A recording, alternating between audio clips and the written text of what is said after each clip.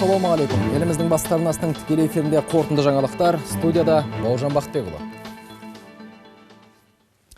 Бүгін мемлекет басшысы Нұрсұлтан Назарбаев еліміздің бас прокурорын қабылдады. Жақып Асанов президентке құқық қорғау органдарының өткен жылғы жұмысы бойынша есеп беріп, алдағы жоспарларын баяндады. Сондай-ақ кәсіпкерлерді бас артық тексерістерден қорғау, экономикалық қылмыспен күрес үшін кадрлар даярлау және салада мемлекет аралық байланысты күшейтуге қатысты қолға алынған шараларды атады. Бұл міндеттерді үкіметтің кеңейтілген отырысында елбасы жүктеген болатын. Осы жылдардың ішінде біз енді реформаны жасап келе жатырмыз, экономикада табыстарымыз бар деп айтып келе жатырмыз. Бірақ та ылғи қалып келе жатқан құқық қорғау мәселесі. Соны айтып та келе жатырмыз, жасап та келе жатырмыз, заңды өзгертіп те келе жатырмыз. Егерде қылмыс былтырғыдан биыл көп тіркелсе, ол үшін құқық қорғау органдары жазалайтын. Соны жасыратын тіркеуді. Содан кейін өтірік мағлұмат беретін. Қазір жасыратын іштер жоқ, ол үшін ешкімді біз жазаламаймыз. Барлық қылмыс тіркелу керек. Тоқтамай биыл ендігі жылы 5 жыл тергеу жүре беру керек. Содан кейін 5 реформа, 100 қадам дегенде нақты барлық жазылған. Прокуратура жағынан соның нақты орындалуын қадағалап, заң жүзінде қарап отыру керек. Жолдауда, үкіметтің отырысында айтылған әңгімелердің барлығы соған байланысты.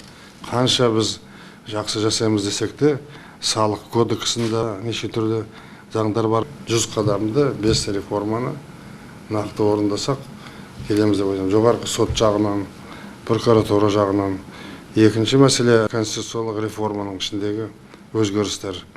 Қарау керек, тағы да нені ескеру керек оның ішінде. Басқа жағынан да қалай болу керек. Полиция жағынан бірнеше шаралар қолдандық, шешім қабылдандық. Ол орындалып жатыр ма, орындалмай жатыр ма? Кез келген мемлекетте қоғам қауіпсіздігі ең алдымен мынандай ауыр қылмыстар бар ма? Кісі өлтіру, денсаулыққа зиян келтіру, сосын қарақшылық деген сияқты қылмыстар кез келген мемлекетте ең алдымен соған қарайды.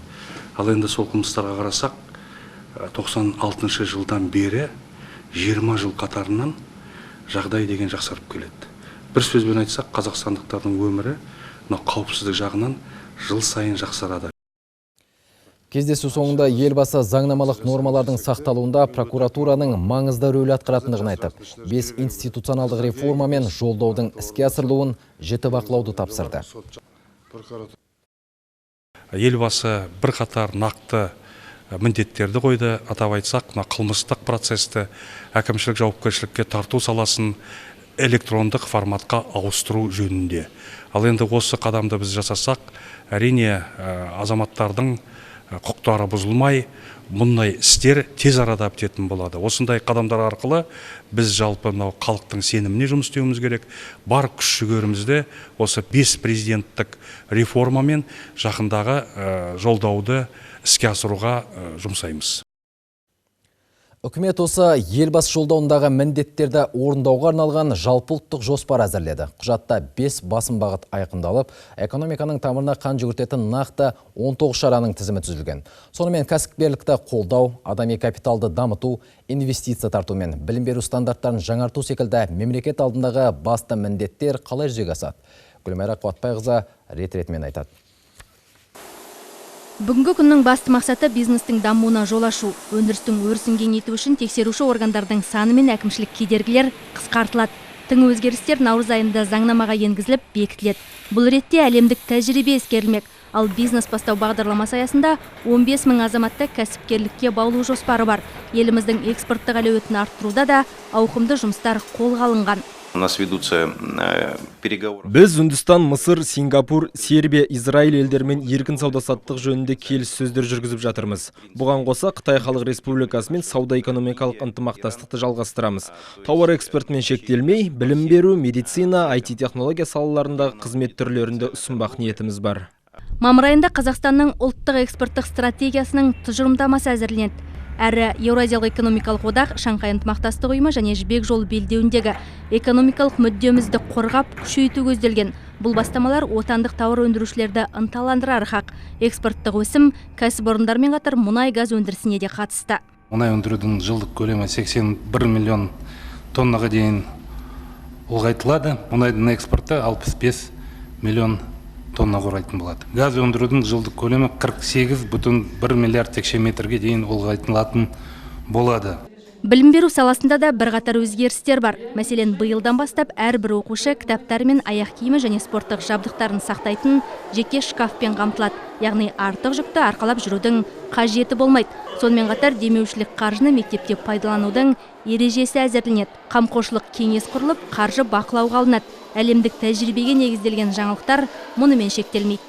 Ең маңызды бағыттары: бірінші, жаңартылған мазмұнға көшу, 5 күндік оқу аптасына ауысу, базалық оқулықтарды, қазақ тілінің жаңа әдістемесін, оқу орындарына байқау комитетінің кеңестерін енгізу. Сонымен қатар білім беру жүйесіне электрондық күнделік, электрондық оқулық, ұлттық бірыңғай тесттің жаңа форматы енгізілмек және әрбір сынып Wi-Fi желісімен қамтылады. Осылайша цифрлы Қазақстан бағдарламасы аясында интернет қолданушылар үлесін 80%-ға жеткізу жоспарланған. Құжатты жүзеге асыру шеңберінде 20 жылға дейін интернет қолданушылардың үлесін 80%-ға дейін арттыру, тұрғындардың 95%-ын цифрлық хабар таратумен қамту, азаматтардың цифрлық сауаттылығын 80%-ға дейін арттыру көзделуде. Тағы бір жағымды жаңалық. Әр айдың 3-ші жексенбісінде музейлерге және жылына 4 рет театрларға бару тегін болмақ. Мақсат мәдениет нысандарының халыққа қолжетімділігін арттыру. Үкімет отырысындағы министрліктердің жұмыс жоспарлары еліміздің құлашын кеңге сермегендігін айғақтайды. Олардың жүзеге асырылар сәті де алыс емес. Себебі меже белгілі, мақсат айқын. Гүлмайра Қуатбайқызы, Есбол Жамшитов, қорытынды жаңалықтар. Бүгінгі үкімет отырысында жер кодексіне өзгерістер мен толықтырулар енгізуді көздейтін заң жобасы да жан-жақты қаралды. Ескерте кетейік, жер реформасы бойынша былтыр құрылған комиссия заңнаманы жетілдіру жөнінде түрлі ұсыныстар жасаған. Бұл заң жобасы сол ұсыныстар негізінде әзірленіп отыр. Нақтырақ айтсақ, ауыл шаруашылығы жерлерін конкурстық негізде жалға берудің бөлек тәртібі қарастырылып жатыр. Конкурстың жеңімпазын анықтайтын комиссия құрамының жартысынан көбін қоғамдық кеңестер мен ұйымдардың өкілдері құрасын деген ұсыныс бар. Бұдан бөлек жалға алынған жерді қадағалап отыру тәртібі қарастырылған. Сосын ауыл шаруашылығы жерін бір қолға үлкен мөлшерде бермеудің тетіктері әзірленіпті. Ал шекара маңындағы ауыл шаруашылығы жерлерін беру тәртібі әлдеқайда қаталдандырылған. Бұдан кейін халықтың қажеттігін қанағаттандыру үшін елді мекен маңындағы жайылымдарды анықтау мәселесі бөлек қарастырылған. Бүгінгі көздеріңіз білесіздер, жайылым жетіспейді. Бұл да үлкен бір күрделі мәселенің бірі болып табылады. Сол себептен осы заң жобасы осы мәселелердің бәрін реттеуді қамтиды. Үкіметтің осы отырысынан кейін әдеттегідей орталық коммуникациялар қызметінде баспасөз мәслихаты ұйымдастырылды. Журналистерді көп қызықтырғаны ата заңға енгізілгелі жатқан өзгерістер. Әсіресе 26-шы бап.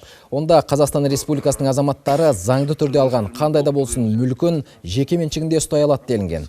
Осы мәтіндегі Қазақстан Республикасының азаматтары деген сөзді әркімде өзгерту ұсынылған. Журналистер бұл арқылы шетелдіктердің Қазақстаннан жер иеленуіне жол ашылмай ма деген күдіктерін білдірді. Бірақ заңгерлер 26-шы бап меншікті иеленуге емес, оны қорғауға қатысты бап екендігін айтып отыр.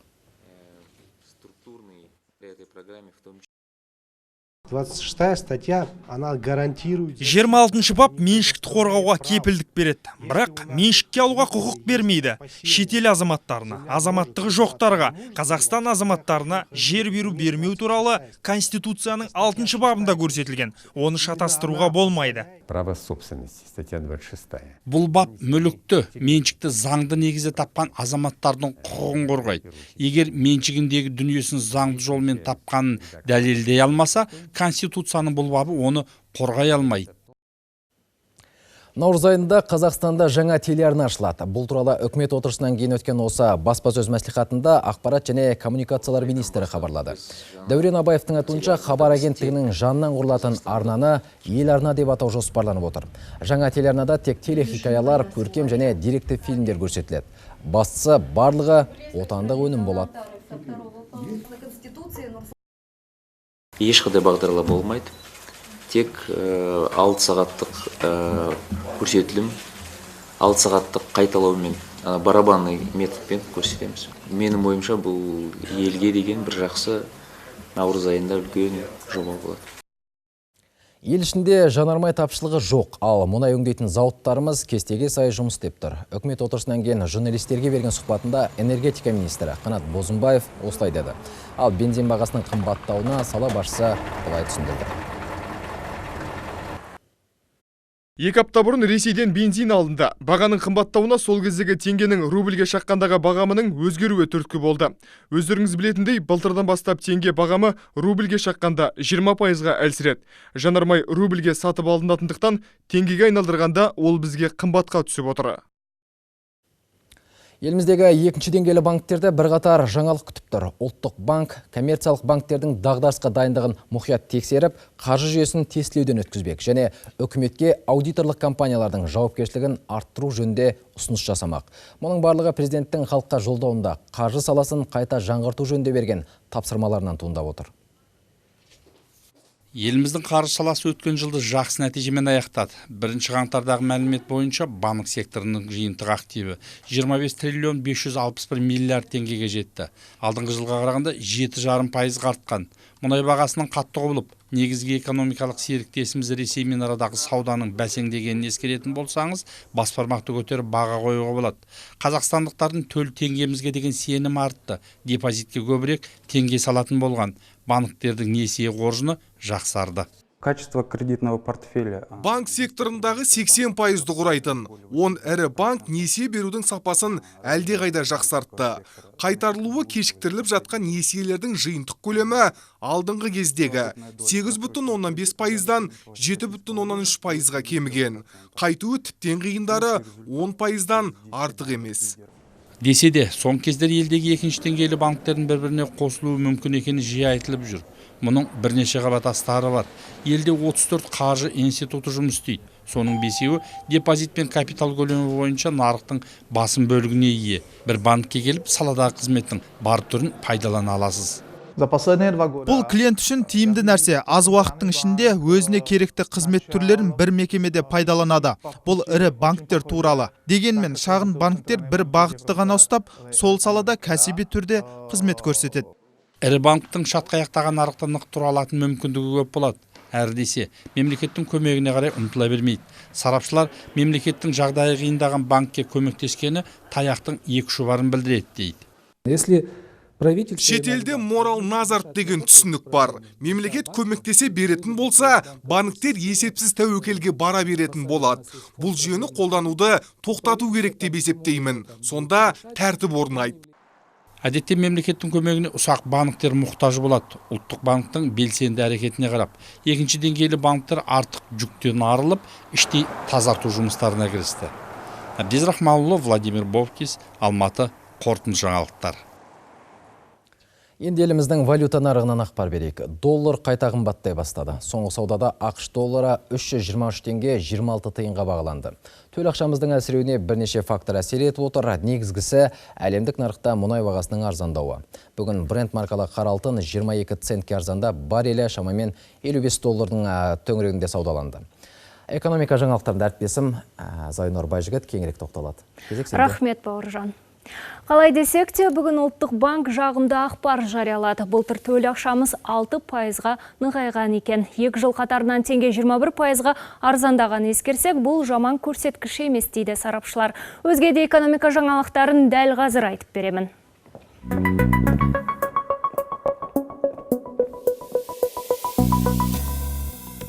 Кәсіпкерлерге салынатын айыппұл көлемі 30%-ға азаюы мүмкін. Бұл мәселе еліміздің әкімшілік құқық бұзушылық туралы кодексіне өзгерту мен толықтыру енгізу жайлы қоғамдық тыңдауда талқыланды. Енді кез келген әкімшілік құқық бұзушылыққа ескерту жасау шарасы кеңінен қолданылмақ. Ал әкімшілік жазаға тартылған кәсіпкер кінәсін мойындап, 7 күн ішінде айыппұл төлеймін десе, оған тек 50%-ын ғана өтеуіне рұқсат берілмек. 2 миллион евро былтыр Европалық қайта құру және даму банкі осындай сома көлемінде еліміздегі шағын және орта кәсіп иелерін қаржыландырды. Бас аяғы 200 жоба іске асырылған. Халықаралық сарапшылар отандық кәсіпкерлерге бизнес жоспарды қалай құру керек, сонымен қатар тауарды экспортқа шығарудың қыр-сырын үйреткен. Араларында қыз-келіншектер де аз емес, 3 жылда нәзік жандылардың қатысуымен 90 жоба іске асқан. Ең белсенділері Алматы, Қарағанды, Өскемен, Ақтөбе және Астанада тұрады. Ал өткен жылы шағын кәсіп иелеріне берілген несие көлемі 50%-ға артқан. Бұл ақпарды Ranking KZ сараптамалық порталы таратты. Мәліметтер бойынша былтыр 3,1 триллион теңге несие берілген. Сондай-ақ шағын бизнес бойынша қарызды ең көп алатын қалалар белгілі болды. Көш басында Алматы мен Астана тұр. Аймақтар бойынша Павлодар, Қарағанды, Оңтүстік Қазақстанның көрсеткіштері жоғары. Жолдауда 2050 жылы бюджеттің жартысын шағын кәсіпкерліктен түскен пайда толтыру тиіс делінген. Сонда Қазақстанның жалпы ішкі өнімі мұнайға ғана байланып тұрмайды дейді сарапшылар. Ал мұнай өндірісі саябырсығанымен елімізде газ секторы қарқын алып келеді. Бұл ақпарды Финпром сарапшылары жариялады. Соңғы 3 жылда Қазақстандағы қара алтын өндірісі 5%-ға кемісе, көгілдір отынды бұрғылау керісінше 10%-ға артқан. Өсім экспорт көлемінен де анық байқалады. Мәселен, сыртқа сатылатын табиғи газ көлемі 0,5%-ға артса, қара алтын экспорты 2%-ға азайған екен. Сөз соңында тағы бір ақпар, елімізде ең төменгі күнкөріс деңгейі қайта есептелмек. Мұны бүгін үкімет отырысында ұлттық экономика министрі Тимур Сүлейменов мәлімдеді. Зайнұр, қателеспесем, қазір оның көлемі шамамен 25 мың теңге. Солай ғой? Дұрыс айтасыз, бірақ дәлірек айтсақ 24.459 теңге. Ал оның көлеміне байланысты әлеуметтік төлемдердің көлемі қарастырылған Бауыржан. Демек, әлеуметтік төлемдердің де көлемі өседі деген сөз ғой, солай ма? Дәл солай, Бауыржан. Ақпаратың рахмет. Біз жалғастырамыз. Осыдан тура 10 жыл бұрын құрылысы басталған Қарағандыдағы білім ошағы биыл әйтеуір ел игілігіне берілетін болды. Жергілікті билік қазынадан қаражат тауып құрылысты аяқтамақ. Көз нашар көретін балаларға арналған бұл мектеп 250 оқушыға шақталған. Қазір мұнда жөндеу жұмыстары қарқынды жүріп жатыр. Осы өңірден Ардақ Асылханұлы сөз алады. Бұл көзі нашар көретін балаларға арналған облыстағы жалғыз мектеп. Құрылысы 2007 жылы басталған болатын. Алайда 2 жыл өткен соң құзырлы органдар қазынадан бөлінген қаражаттың 300 миллион теңгесі қолды болғанын анықтап, біраз жауапты мамандарды түрмеге тоғытқан еді. Соның салдарынан мұндағы құрылыс жұмыстары да ұзақ уақыт бойы тоқтап тұрды. Тек өткен жылы ғана сенге қозғау салынды. Өкінішке орай қараусыз жатқан ғимаратты осы 9 жыл ішінде жергілікті тұрғындар тонап бітірген. Ал ол кезде құрылыс жұмыстарының 95% аяқталып тұрған болатын. Демек, қаншама мемлекет қаржысы желге ұшты. Әуелде ғылым және білім министрлігінің құзырында болған бұл нысанды тек 2015 жылы жергілікті билік коммуналдық меншікке алды. Сөйтіп құрылысты қайта жандандырды. С бюджета было выделено порядка Мектеп-интернаттың құрылысына нұрлы жол бағдарламасы бойынша бюджеттен 1 миллиард 100 миллион теңге қаржы бөлінді. Бүгінгі күні соның 60%-ға жуығы игерілді. Қазір жиһаздар мен қондырғыларға тапсырыс бердік. Құрылыс кестеге сай жүріп жатыр. Алдағы мамыр айында аяқтаймыз. Қазір мұнда 240-қа жуық құрылысшы тынбай еңбек етіп жатыр. Есік терезелері ауыстырылып, жылу тартылған. Енді ішкі әрлеу жұмыстары жүргізілуде.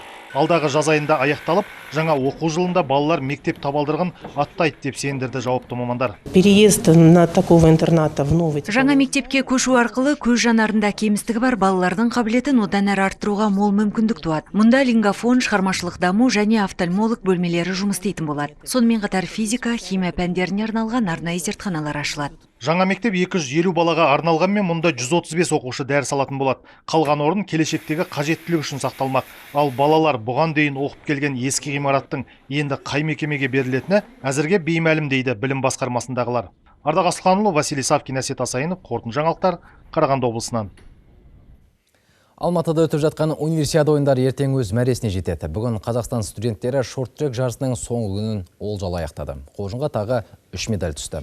Ойын барысын бақылаған әріптесім Ұлан Нарымбек балуан шолақ спорт кешенінен тікелей қосылды. Ұлан, кеш жарық, жарыс қалай өтті? Кеш жарық, Бауыржан, қайырлы кеш, құрметті көрермендер. Жүлде құтты болсын. Бүгінгі жарыстардың барлығы өте тартысты өтті. Шорт-трек осымен де қызық. Шорт-трек жарыстарының соңғы күнінде 4 медаль жиынтығы сарапқа салынды. Соның 3-і Қазақстан қоржынына түсті. Шорт-тректің төресі эстафета ғой. 5000 метрлік жігіттер эстафетасында біздің студенттердің алтын алуға зор мүмкіндігі болды. Өкінішке орай, соңғы айналымда кореялық спортшы біздің Нұрберген Жұмағазиевқа қарсы ойын ережесін бұзып, Нұрберген жалғыз келе жатқан жерінен мәреге аз қалғанда сүрініп кетті. Сөйтіп, осы эстафетада қола медальді қанағат тұттық. эстафета алтынын Қытай, күмісін Ресей командасы ұтты. Қыздар эстафетасынан да қола медаль бұйырды. Бұл жарыста кореялық бойжеткендер алдына жан салмады.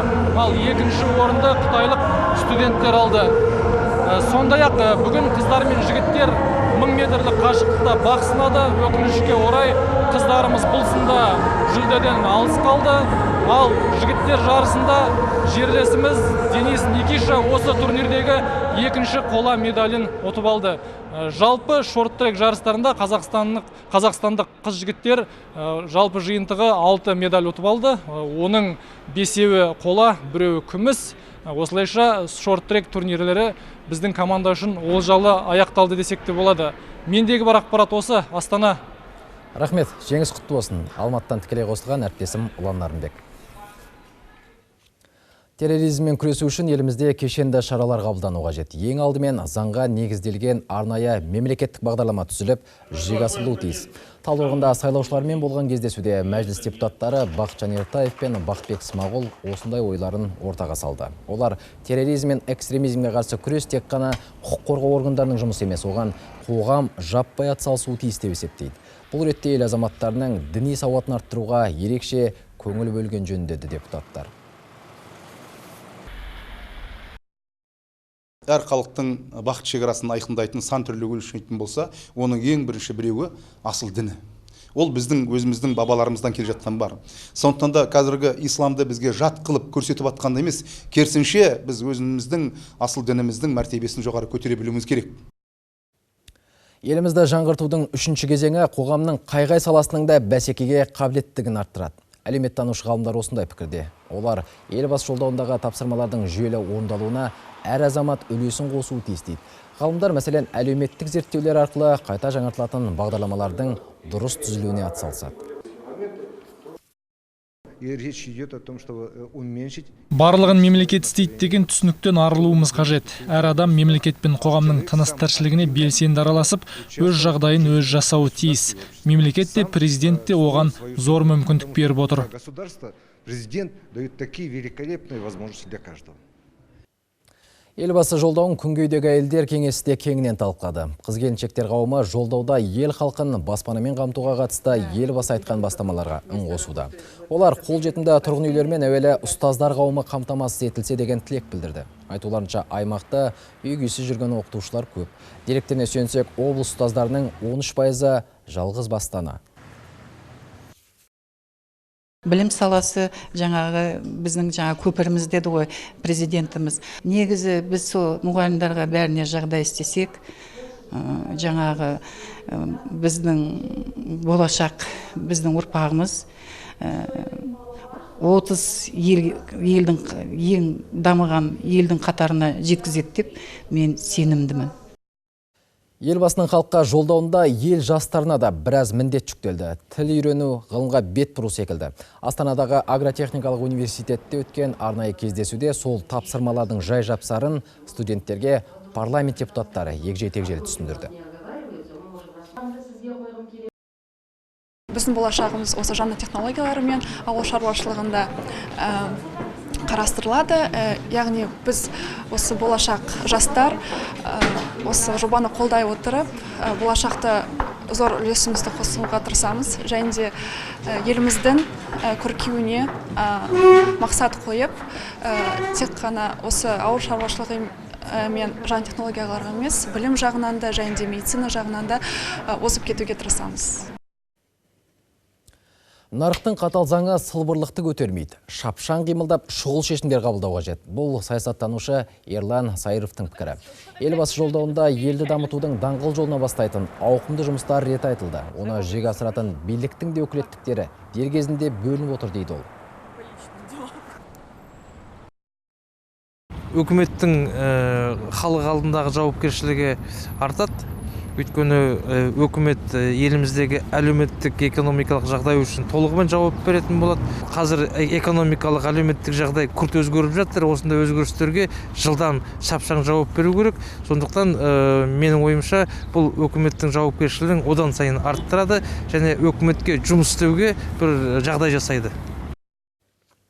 Билік тармақтарының өкілеттігін қайта бөлу қоғамда демократияландырудағы маңызды қадам. Парламент пен үкіметтің құзыры кеңейтіліп, оларға үлкен міндеттер жүктеледі. Осы ауыр жауапкершілікті абыроймен атқарылатын тың күш жаңа адамдарға жетті. Құқықтық Қазақстан үшін азаматтық қозғалысының Қостанай облыстық филиалының жетекшісі Михаил Дәуеновтың айтуынша, мұндай өзгеріс жергілікті атқарушы орган мен мәслихаттарды да қамтыса құба-құп. Жаңа саяси реформаларды, жаңа күрделі мынау экономикалық модернизацияларды орындау үшін парламенттің ішінде де, үкіметтің ішінде де осы мәселелерді білетін, орындайтын, айталатын, заң ретінде қабылдап, іс ретінде өмірге келтіретін мамандар болу керек. Билік тармақтарының кейбірін парламент пен үкіметке бөлу саяси партиялар арасындағы бәсекені арттырады. Қоғам өкілдері осындай пайымды. Бүгінгі таңда реформалар халық арасында кеңінен насихатталуда, кеңінен талқылануда. Сондықтан үкімет ең біріншіден заңды қабылдамас бұрын халықпен ақылдасып, халықтың сөзін білгеннен кейін заңды қабылдауы тиіс. Әрине, бұл жерде партиялардың әлеуеті артады деп есептеймін. Партиялардың ең біріншіден үкіметті таңдауында, үкіметті сайлауында парламенттің рөлі артады. Астанада темекі тұқылдары мен тұрмыстық қалдықтарды шашып, мас күйде өзгелердің мазасын алғандарға қатысты кезекті сот отырысы өтті. Қызығы, тиісті кесім университетте студенттердің көзінше оқылды. Мамандар осы арқылы жастарды ұсақ бұзақылық жасаудан тыямыз деген үмітте. Айта кетейік, бұндай қылмыс жасағандар бірінші рет 10 айлық есептік көрсеткіш көлемінде айыппұл төлейді, ал заңға қайшы әрекетін қайталаса 10 тәулікке абақтыға жабылады. Жыл басынан бері әкімшілік құқық бұзушылық кодексінің 434 бабының ұсақ бұзақылық заңы бойынша 601 материал қаралып, оның 34 әкімшілік қамауға алынды. Темекі тарту 434 бап ұсақ құқық бұзушылық көп кездеседі. Бүгін еліміздің аудан және облыстық соттарына судьяларды тағайындау конкурсының қорытындысы шықты. Бос орынға деген қызығушылық аса жоғары болған. Атап айтсақ, 299 үміткер өтініш беріпті, бірақ алғашқы тексерістің өзінде оның 52-сі тізімнен түсіп қалған. Ұсынылған құжаттары заң талабына сай болмай шыққан көрінеді. Осылайша 106 орынға 247 үміткер таласыпты. 106 вакантных мест. 106 бос орынның 13-і облыстық сот судьясына, 21 орын аудандық сот төрағалығына, тағы 72-сі аудандық соттың судьялығына жарияланды. Бәсеке айтарлықтай күшті болды. Жалпы мұндай байқауға заңды көрсетілген талапқа сай келетін барлық үміткер қатысуға құқылы. Дүниежүзілік банктың Doing Business 2017 рейтингісінде Қазақстан электрмен қамту жүйесіне қосылу индикатор бойынша 190 елдің ішінен 35 орынға тұрақтады. Бұл өткен жылмен салыстырғанда 6 тармаққа жоғары. Қазір отандық нарықта 50-ден астам компания жасыл экономика саласында жұмыс істеп жатыр. Бұл бағытта әсіресе Жамбыл облысының көшілгері.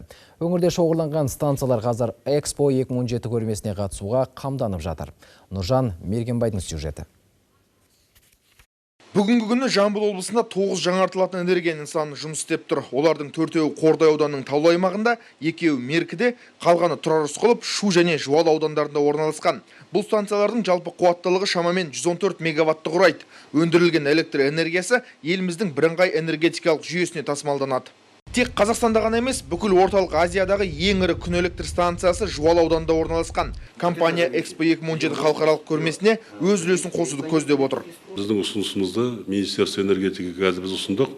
Мұны толық қолдау болады деп ойлаймыз. Өйткені осы жасыл экономика бойынша біздің ең алғашқы және ауқымды жұмыстардың бірі сол деп ойлаймыз. Қордай ауданында төбесін көкке тіреп тұрған мына алып генераторлар желден энергия өндіреді. Таулы аймақтың табиғаты аппараттардың тоқтаусыз жұмыс істеуіне жағдай туғызып отыр. Бұған қоса өңірде 4 гидростанция бар. Аймақтағы бұл нысандардың жұмысы халықаралық көрмеге келген қонақтарды қызықтыратыны анық. Одан бөлек әулет жері туристері тарихи орындармен таңғалдырмақшы. Тараз топырағында 3365 көне ескерткіш бар. Оның 5-еуі ЮНЕСКО тізіміне енген. Қазіргі таңда жергілікті билік туристерді күтіп алуға дайындалып жатыр. 100 000 адам күтіп алуға мүмкіншілігіміз бар. Жамбыл облысында туристік информациондық центр деген коммуналдық меншіктегі мекеме ашылды.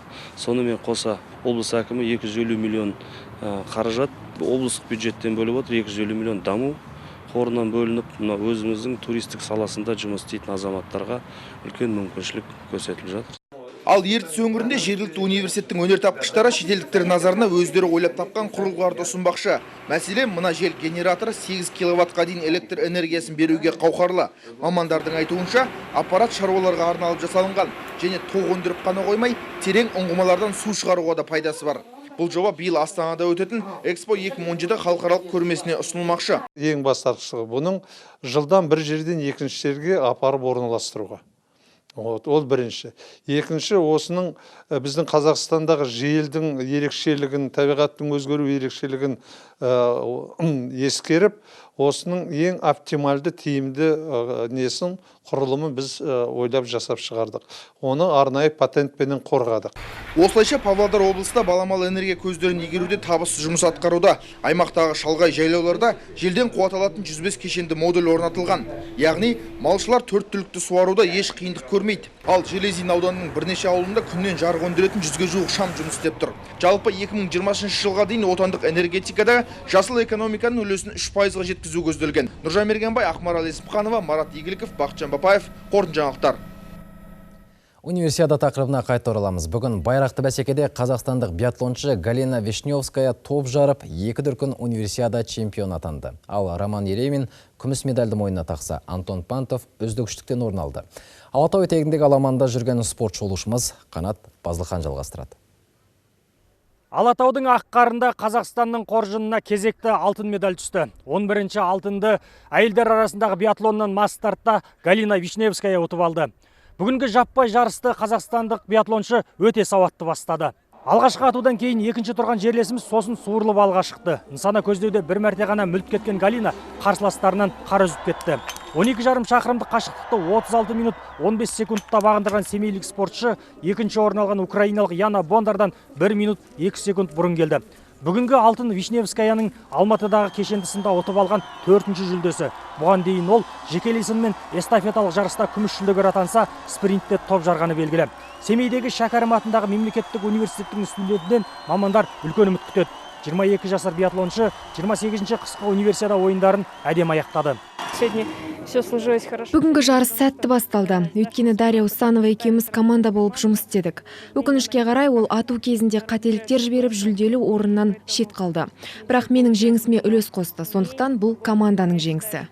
Қазақстандық биатлоншы жігіттер де жүлдегерлер қатарынан көрінді. Бүгінгі мас стартта бұған дейін қола медаль алған Роман Еремин күміс жүлдегер атанса, Антон Пантов үздік үштіктен көрінді. 15 шақырымдық жаппай жарысты қазақстандық биатлоншылар тамаша бастаған еді. Антон Пантов 3-ші ату кезеңінен кейін жеке дара топ бастады. Алайда соңғы шешуші нысана көздеуде жерлесіміз бір мәрте мүлт кетіп, алдыға француз жігіті Баптиста Жютиді жіберіп алды. Роман Еремин мен Антон Пантовты қапы қалдырған француз биатлоншысы соңғы кезеңде жылдамдығын арттырып, мәреге бірінші болып жетті. Одан 13 секундқа ұтылған Роман Еремин екінші орынға табан тіреді. Қола жүлдегер деген атақтан құтылғаныма ризамын, алайда алтынға да сәл жетпей қалды. Күшім сарқылып, жүйкемде сыр берді. Конечно, доволен. Әрине, 3-ші орын алғаныма ризамын. Себебі бұл жерде бәсекелестік күшті. Осында келіп қолдау білдірген жанкүйерлерге алғысым шексіз. Биатлоншы қыз-жігіттер бүкіл әлемдік қысқы универсиада ойындарын аяқтады. Қазақстан құрамасының еншісінде 3 алтын, 3 күміс, 2 қола медаль бар. Бүгін сондай-ақ шаңғышы қыздар мас старттың мықтыларын анықтады. Қазақстандық Анна Шевченко үздіктер қатарынан көрініп, осы универсиада ойындарындағы 3-ші қола медалін еншіледі. Қанат Базылхан, Батырбек Адылбек, қорытынды жаңалықтар, Алматы облысынан. Алатау етегіндегі айтулы шараның жабылу салтанатын ертең арнамыздан сағат 19:00-де тікелей тамашалай аласыздар, ал сәрсенбі күнгі қорытынды жаңалықтарымыз кешкі 6:30-да көрсетіледі. Аман сау болыңыздар.